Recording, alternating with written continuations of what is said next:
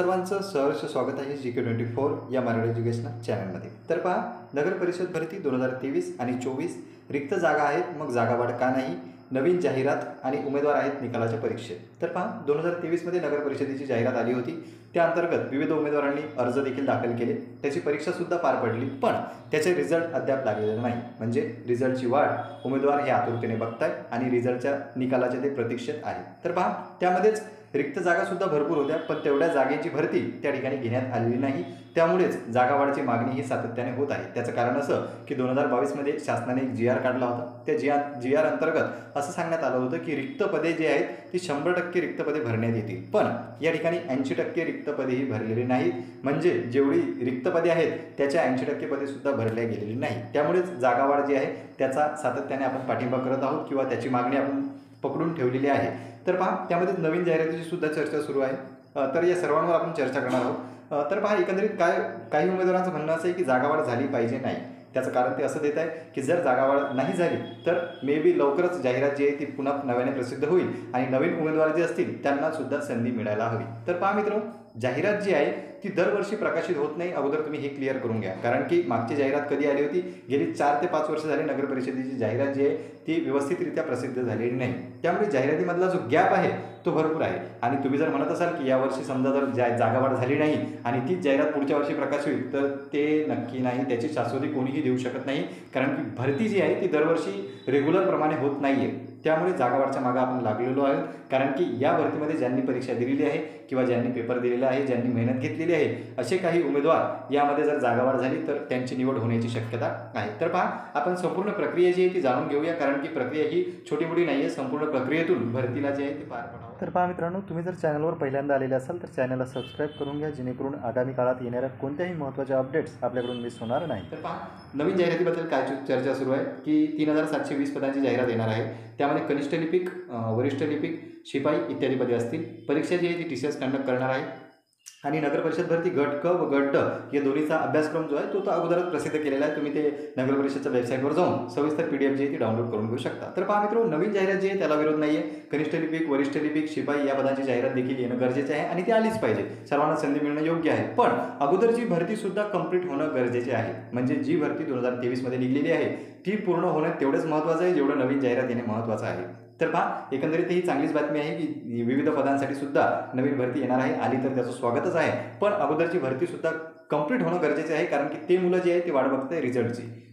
तर पहा, या ठिकाणी जागेबद्दल आपण काय बोलतोय, जागा तुम्ही पाहू शकता 100% जागा भरण्याचा GR आला होता, पण त्या GRचा काहीच अर्थ राहत नाही, कारण की या ठिकाणी जागा किती रिक्त आहे ते तुम्ही पहा। स्थापत्य अभियंता, दिनांकही तुम्ही पाहू शकता 1 जानेवारी 2024 रोजीचं हे माहिती अधिकारातून मिळालेली माहिती आहे। तर पहा, स्थापत्य अभियंता या ठिकाणी तुम्ही पाहू शकता, स्थापत्य अभियंता एकूण रिक्त जागाच आपण पाहणार आहोत। तर पहा, 582 पदे या ठिकाणी रिक्त आहेत स्थापत्य अभियंताची। त्यानंतर विद्युत अभियंता 79, त्यानंतर संगणक अभियंता 77, त्यानंतर पाणी पुरवठा, जलनिसंधारण व स्वच्छता अभियंता यामध्ये 126 पदं एकूण रिक्त आहेत। लेखपाल व लेखापरीक्षक 351 पदे रिक्त आहेत। त्यानंतर कर निर्धारण व प्रशासकीय अधिकारी 995 म्हणजे हजाराच्या जवळपास पदं रिक्त आहेत।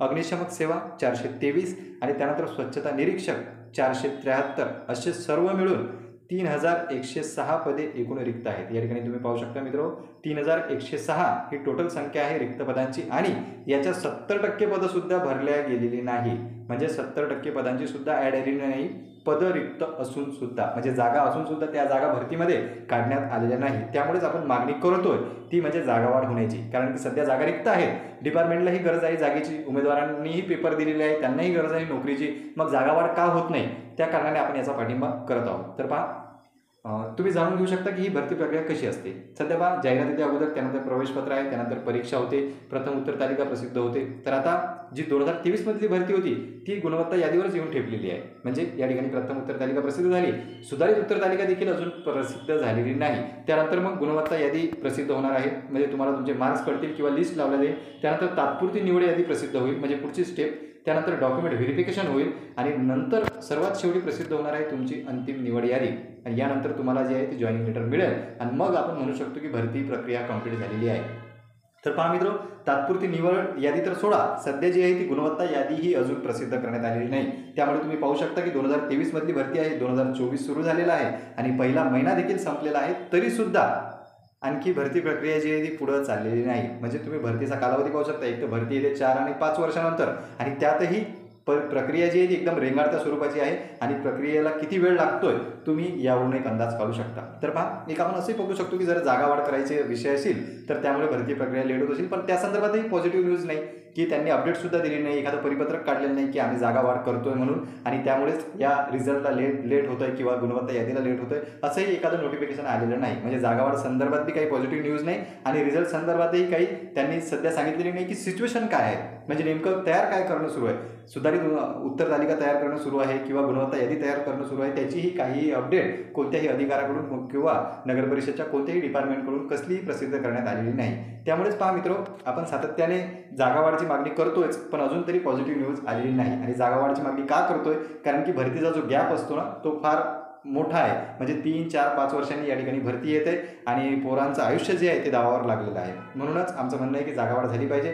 तुमच्या काय कमेंट्स असतील तुम्ही ते कमेंट सेक्शनमध्ये करू शकता. तुमचा विरोध असला तरी तुम्ही कमेंटमध्ये लिहा. तुम्ही जर याच्या समर्थनात असाल तरी देखील कमेंट करा. तर पहा, या व्हिडिओमध्ये इथपर्यंतच आपण थांबूया.